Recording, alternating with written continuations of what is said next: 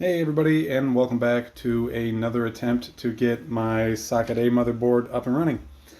Um, in the last video that I showed this off in, tried various methods to figure out what was going on, got very inconsistent results, got inconsistent boots. We've tried replacing the RAM, well I did that off camera. We replaced the CPU, we've stripped it down to bare bones, no video cards, stuff like that.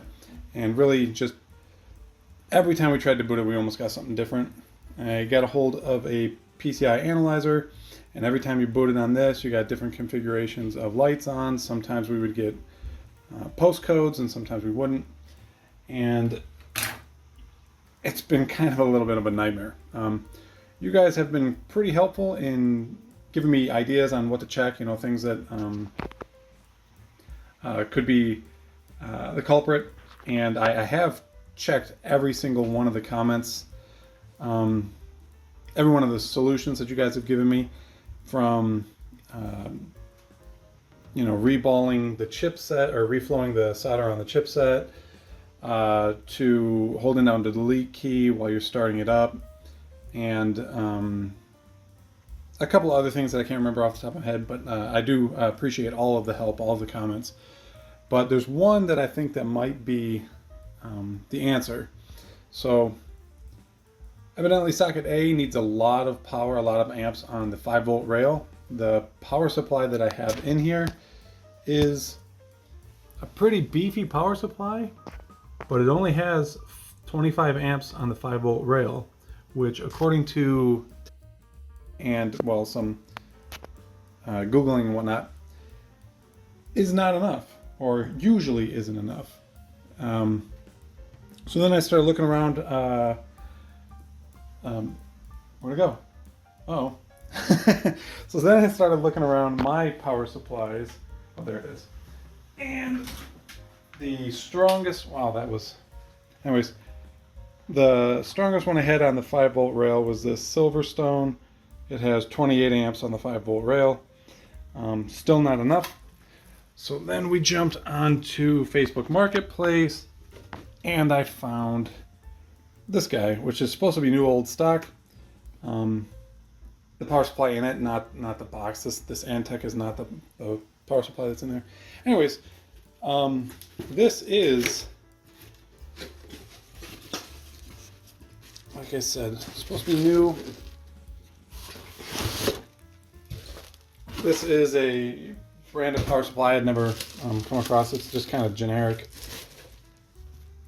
I should have a tripod. What am I holding this thing for? Okay. So it's kind of a generic power supply, but it is from the times that this piece, there we go. So there it is. We got 40 amps on the 5-volt rail, which should satisfy everything the Socket A would require from it. So let's give it a go. Hopefully this will fix it. And buying the BIOS and the other CPU, and what else did I do? Oh, the PC analyzer code, which that's going to be useful in the future, I'm sure. Anyways, that was all for nothing, because hopefully this little power supply here is going to fix our problems. Okay, everything should be hooked up. Let's hit the power button, and hopefully we'll get a post. Posting is nothing new. It's posted many times before, but hopefully it'll be consistent and everything will work according to plan. All powered up.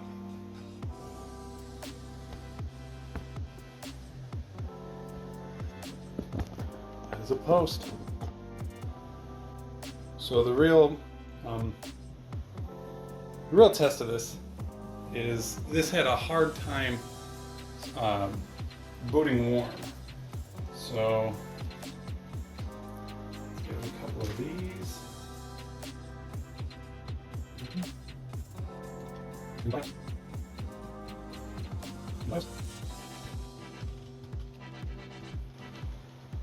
So before, when I would sort of scroll through the BIOS, it would slow down and the buttons would become unresponsive. CPU's running at 41.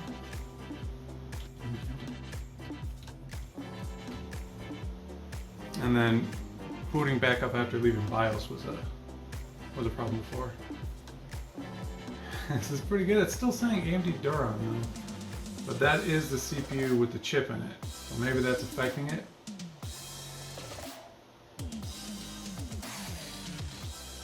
Well, I'm gonna swap back in what I thought was the bad CPU, and we'll see if we're still doing all right. So unfortunately, whoa, try that again. So unfortunately, I put the new CPU in there, and while it's up to its old tricks again, I'm gonna put the new one in there, the one with the chip die, which is unfortunate, and see if we get life back out of it. I put the chip core processor in there, chip die processor in there, and once again we have a reliable boot. So this guy was part of the problem, but I mean, let me try that again. The original processor was part of the problem. I'm going to say that the power supply being low on the 5-volt rail was the other part of the problem, and now we have what seems like a stable machine. Not really sure. Let's build a computer out of it and put a hard drive in it and get it booting. Now that we got this motherboard that seems pretty reliable, I've put the quote-unquote new XP 2400 in there, the one with the chips, and I've started and restarted it in various ways, probably about 15 or 20 times, and it seems rock stable. I haven't had any issues. I can go into BIOS and go through the menus in there to my heart's content. Nothing slows down. It seems good. Time will tell. So we can commence the build now, which is what this whole video was supposed to be about, but it's been about troubleshooting so far, and that's not so fun. So let's get into the build. So as far as components go, the only things that I know for 100% that I had was this board, this processor, and 512 megs of RAM. I don't know if I had dual channel or not, other than the RAM being an unknown, where I don't remember if I had dual channel or not. I also have to change the GPU a little bit. This is an XT20, is it an XT2600 or 2600 XT? Anyways, AGP card, 512 megs of RAM on it. I originally had a 9800 Radeon Pro.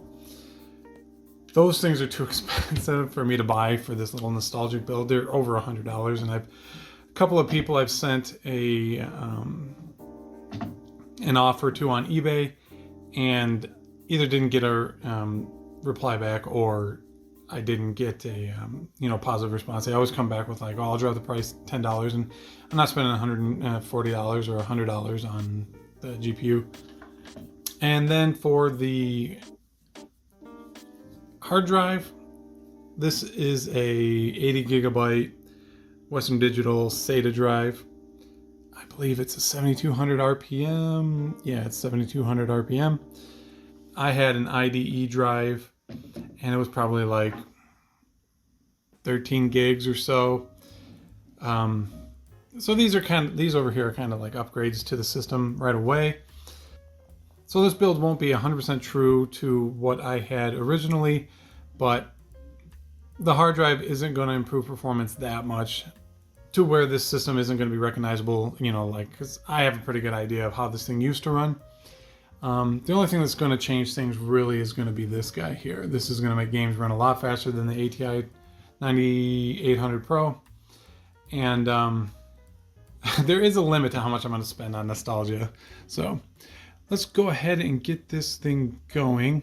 So the case I used to have this build in turned out to be real hard to find, and anything like it is like $100 to buy it and like $80 to ship it. So we're not going to be putting this into a sort of beige nostalgic box. But I did happen to find a picture of the case that I used to have, and it was the Inwin SW, sorry, it was the Inwin IW S500. I'll put a picture of it up here. And I've seen a couple of them on eBay here and there, but like I said, it's like $100 plus to order it. So what we're gonna do is we're gonna give my old nostalgic box here a little bit of an upgrade to looks, and we're gonna put it into, I don't know if I can pick this up one-handed. Why don't I have a tripod? One second. So we're gonna throw all of this into something a lot newer than the Inwin SW or IW500. We're gonna put it into,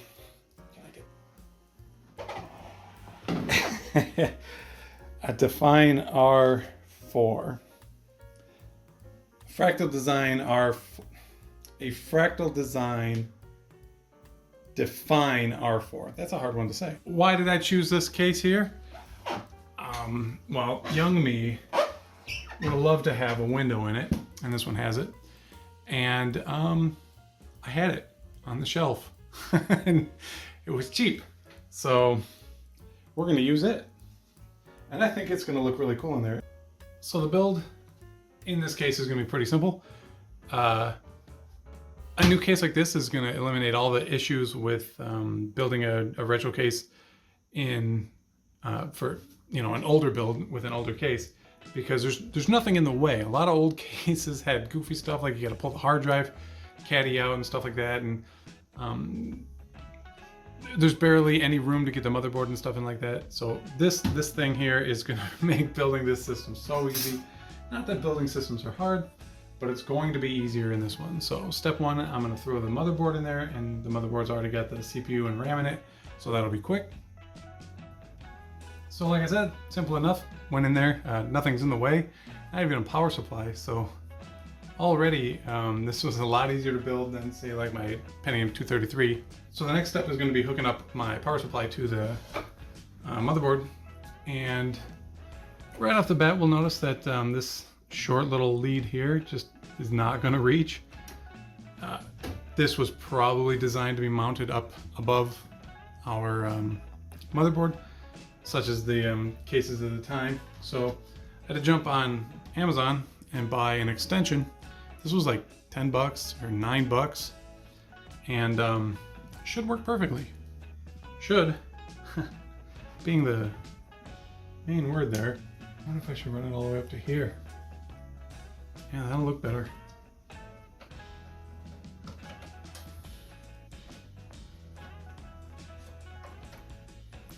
Oh, no, don't pull that off there.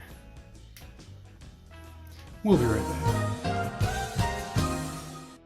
That looks way better. I'm glad I took the extra 5 seconds to do that. We only have 2 fan headers on here. Well, 3 if you count the CPU fan, but we only have 2 open fan headers on this. But luckily my fans, oh, this is awful. I just noticed. Anyways, the fans that are in this have a, you can daisy chain them, so we can do that. You'll notice down here there's what looks like a fan header, but it says modem on there, and the motherboard manual literally says do not put a fan on here, so we're not going to do that. We're not going to make that mistake. I just thought of something. This is a 4-pin fan, and these are 3-pin headers, and they're right next to each other. That's kind of terrible.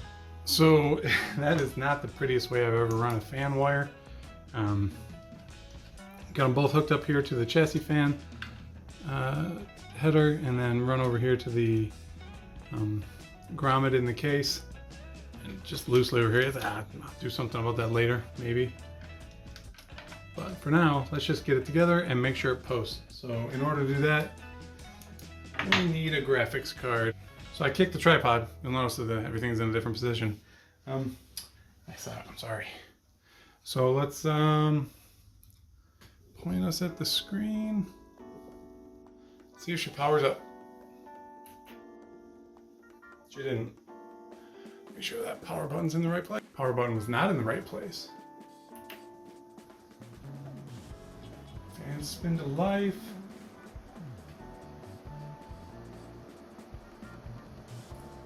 Tested. Oh, still a Duron. Memory frequency 133. So everything booted up. That's a good sign. Let us continue the build, and there's not much left. So unfortunately, can't believe I didn't check this. I bought this case used from somebody, and none of the hard drive caddies are in it, unfortunately. So if we take our hard drive, stick it in there, it doesn't. There's nowhere for it to go. It's unfortunate. So what I am going to do temporarily, and hopefully before this video even goes live, I will have a solution for this. But I'm just gonna take the hard drive and sit it right there.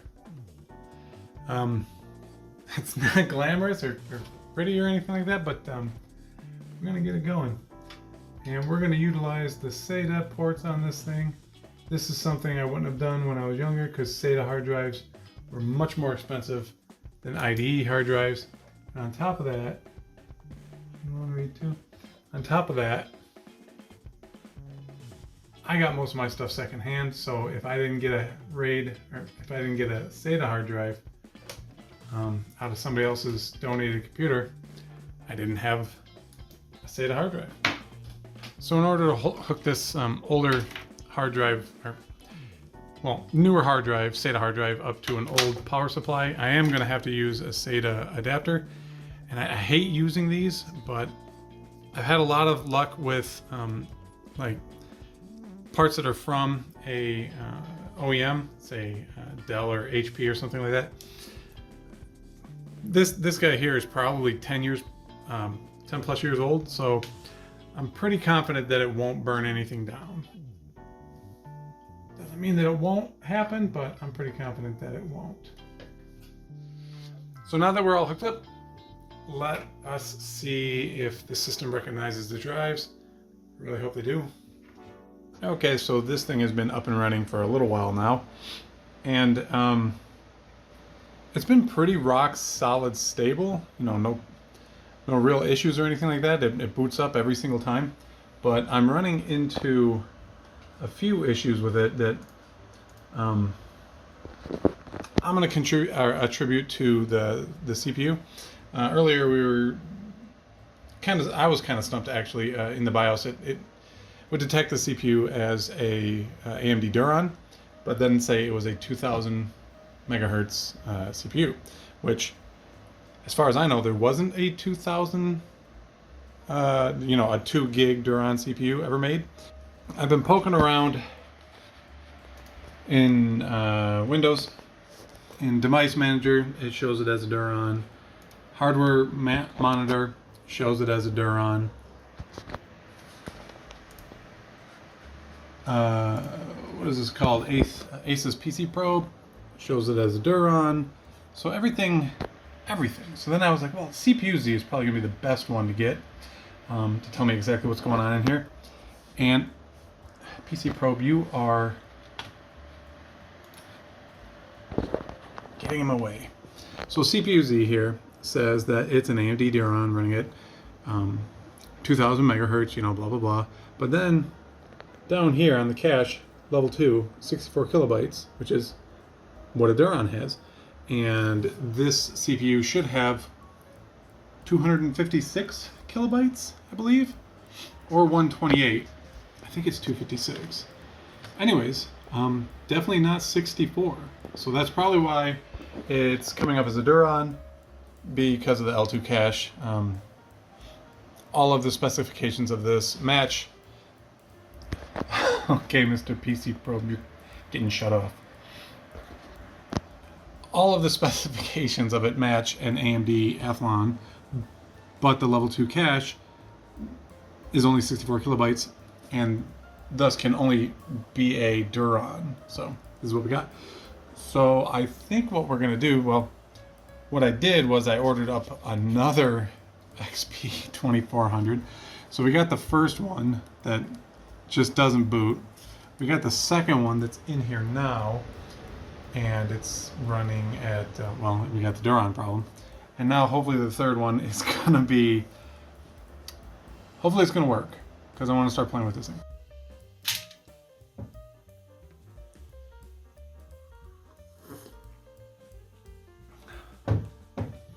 Good morning, everybody. It is kind of early-ish on a Saturday morning, and look what just showed up in the mail. Another XP 2400. Hopefully this one works, because as you remember, the one that came with the board is DOA, and the one that is currently in the board identifies as a AMD Duron rather than an XP. So let's pop that one out of the system, put the new one in there, and hopefully we'll have a working 2400 XP system finally. It only took 3 CPUs. Huh. Alright. So let's get our... It's stuck.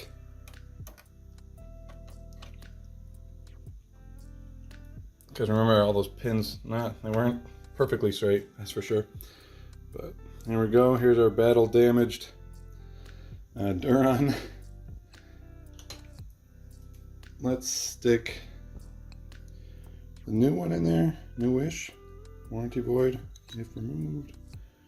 All the pins are straight on this one, so I'm hoping that there's nothing wrong with this one. Yeah, went right in. Also, the silicon on this one is in great shape, as opposed to the Duron, quote unquote. Okay, what do you guys think? What's the odds that we finally have a fully functioning system? Let's find out.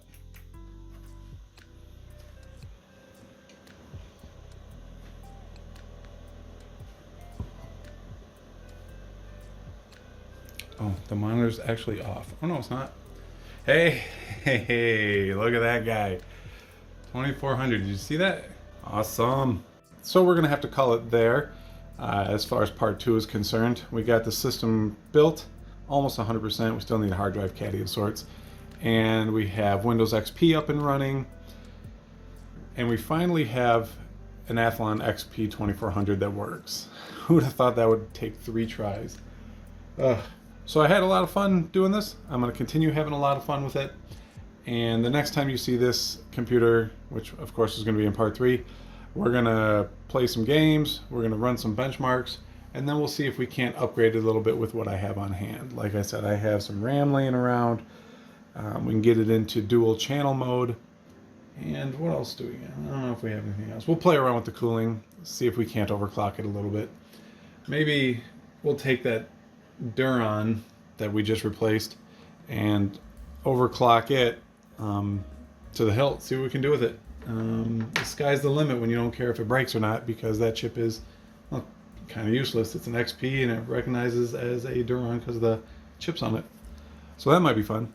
Anyways, if you enjoyed this as much as I enjoyed making it, go ahead and leave a like, maybe subscribe if you aren't already. That would be fantastic. We're at like almost 340 subscribers. And if you didn't like it, still appreciate you hanging around. Maybe come back next week. I do a video almost weekly, so maybe I'll be doing something that is a little bit more your taste next time. But again, as always, thanks for watching, and I'll see you next time.